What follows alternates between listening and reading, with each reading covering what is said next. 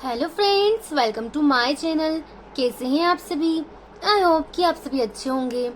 Last video में हमने one word substitution के 224 वर्ड्स को कंप्लीट कर लिया था और हमने उन्हें ट्रिक के माध्यम से याद भी किया था। तो आई होप कि आपकी एग्जाम की प्रिपरेशन अच्छे से चल रही होगी और आपने सारे वर्ड्स को अच्छे से रिवाइज कर लिया होगा। आज हम उसके आगे के वर्ड्स को कंटिन्यू रखेंगे। तो देर ना करते हुए हम वीडियो को स्टार्ट करेंगे। साथ ही वीडियो पसंद आए तो कमेंट सेक्शन में ज़रूर बताएं कि आपको हमारी वीडियो कैसी लगी। चलिए स्टार्ट करते हैं। साथ ही वीडियो तक आखिरी तक बने रहिए। 225 है dwarf varieties of trees and shrubs grown in pots, यानी कि उथले बर्तन में उगी झाड़ी का किस्म। या आपको जो पता होगा कि जो छोटे पौधे उगाए जाते हैं ना पोट्स में, उन्हें क्या बोलते हैं? बोनसाई। यानी कि जो छोटे पौधे उगाए जाते हैं उन्हें बोलते हैं बोनसाई। तो बोनसाई में आपको दिख रहा है ना, बांस जैसा वर्ड निकल रहा है बोनसाई में, बांस। तो जो बांस का पेड़ होता है ना, वो भी कैसा होता है? छोटा ही होता है।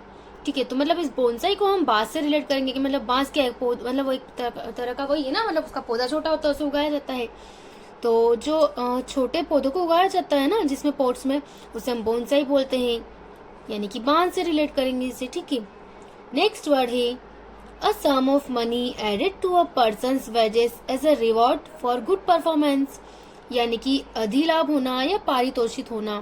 तो आपने कभी सुना होगा ना कि जब किसी इंसान को जो उसकी सैलरी होती है उससे एक्स्ट्रा मनी दी जाती है, यानी कि उसकी गुड परफॉर्मेंस के लिए उसे अच्छी एक्स्ट्रा जो रिवॉर्ड दिया जाता है उसे हम बोलते हैं बोनस।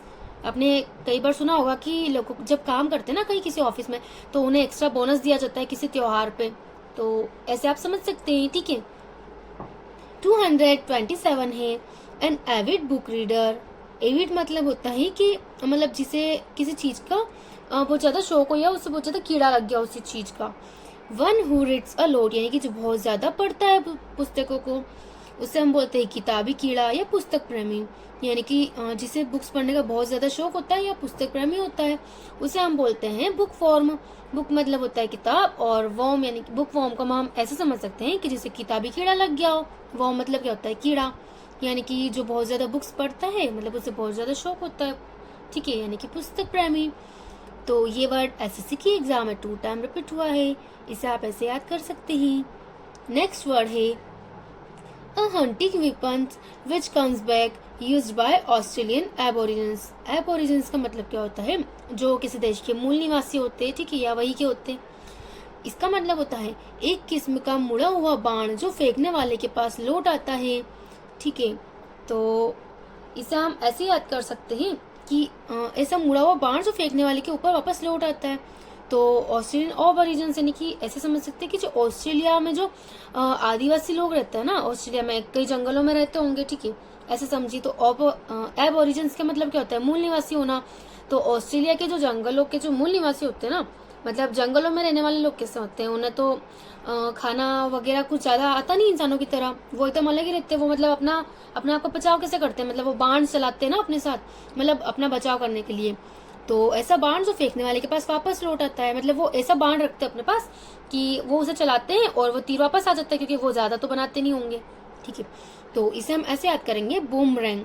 तो जब वो उस बाण को चलाते हैं ना, तो वो बूम करके जाता है। ठीक है, जैसे ही उन्होंने छोड़ा तो बूम करके गया, और जब वो ना वापस आएगा तो ये आपको दिख रहा होगा रंग। तो जब वो बाण बूम करके जाएगा तो वो क्या वापस जब पलट के आएगा तो वो अपने साथ क्या लेके आएगा? रंग। यहाँ आपको दिख रहा है ना, रंग। तो जो ऑस्ट्रेलिया की एबोरिजिन्स है ना, जब बाण चलाएंगे, ठीक है, या ऐसे समझ सकते हैं कि किसी जानवर के ऊपर उन्होंने बाण चलाया। ठीक है, तो बूम करके जब उन्होंने बाण चलाया तो वो जो बाण वापस आया वो रंग लेकर आया। रंग कैसे लेकर आया? जब उन्होंने किसी जानवर के ऊपर चलाया तो उस जानवर को लगा होगा ना, तो उसका जो ब्लड होगा ना वो उस बाण पे लग गया, तो बूम रंग, बूम करके वो तीर गया और रंग लेकर वापस आ गया, यानी कि जो ब्लड था उसका तीर पे लग गया है। तो इसे आप ऐसे समझ सकते हैं। नेक्स्ट वर्ड है to take something on loan with the intention of returning it, यानी कि किसी चीज से लोन लेना और उसे वापस रिटर्न करने का इंटेंशन से लेना कि इसे वापस करना है, उसे हम बोलते हैं उधार लेना, यानी कि बोरो। तो इसे हम ऐसे याद करेंगे कि एक जो व्यक्ति है ना, उससे विदेश जाना होगा, तो इसके लिए उसे क्या है? बैंक से लोन लेना था। ठीक है, मतलब उसे एक्स्ट्रा पैसे चाहिए होंगे तो उसे विदेश जाने के लिए बैंक से लोन लेना था। तो उसे कहाँ जाना था, बाहर जाना था, विदेश यानी कि बाहर, तो बोर यानी कि बाहर, ठीक है, उसे बाहर जाना था। इसलिए जब वो बैंक में लोन लेने गया तो वहां पे पहले से क्या थी, लाइन लगी हुई थी, यानी कि उसे बाहर जाना था, जिसके लिए उसे बैंक से लोन लेने की जरूरत पड़ी। और उसे क्या, बैंक में बहुत भीड़ थी तो उसे क्या रो में लगना पड़ा, क्योंकि बहुत ज्यादा भीड़ थी। तो बोर रो यानी कि बाहर जाने के लिए उसे लोन लेना था बैंक से, लेकिन जब बैंक में गया तो बहुत ज्यादा भीड़ थी तो उसे रो में लगना पड़ा। इसे आप ऐसे याद कर सकते हैं। नेक्स्ट वर्ड है one who is well versed in the knowledge of plants, यानी कि ऐसा व्यक्ति जिसे प्लांट्स के बारे में बहुत ज्यादा नॉलेज होता है। ठीक है, तो प्लांट्स को हम किससे रिलेट करते हैं, वनस्पति से, वनस्पति विज्ञानी, यानी कि ऐसा व्यक्ति जिसे जो प्लांट्स होते हैं उनके बारे में बहुत ज्यादा नॉलेज होता है, यानी कि बॉटनिस्ट। तो इसे आप अपने तरीके से याद कर सकते हो। और वैसे भी आप सभी को पता है कि बॉटनी मतलब वनस्पति विज्ञान होता है, और जो बॉटनिस्ट होता है यानी कि वनस्पति विज्ञानी, यानी कि जो वो व्यक्ति होता है उसे हम बॉटनिस्ट बोलते हैं। ये वर्ड एसएससी की एग्जाम में 1 टाइम रिपीट हुआ है, और अदर एग्जाम में भी ये वर्ड 1 टाइम रिपीट हुआ है।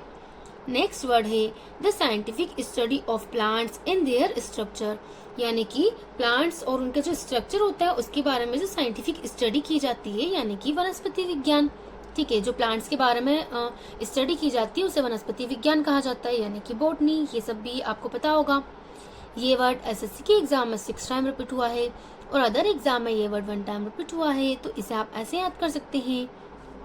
नेक्स्ट वर्ड है अ नेरो और busy section of road where the traffic often gets slower and stops, यानी कि ऐसी जगह जहाँ पे मतलब जो मतलब लगे होते हैं ना ट्रैफिक, ताकि स्टॉप लग जाए या स्लो गाड़ी निकल सके। ठीक है, जो ट्रैफिक लगा होता है उसे हम बोलते हैं रास्ते का संकीर्ण भाग, इसे बोलते हैं हम बोटल नेक।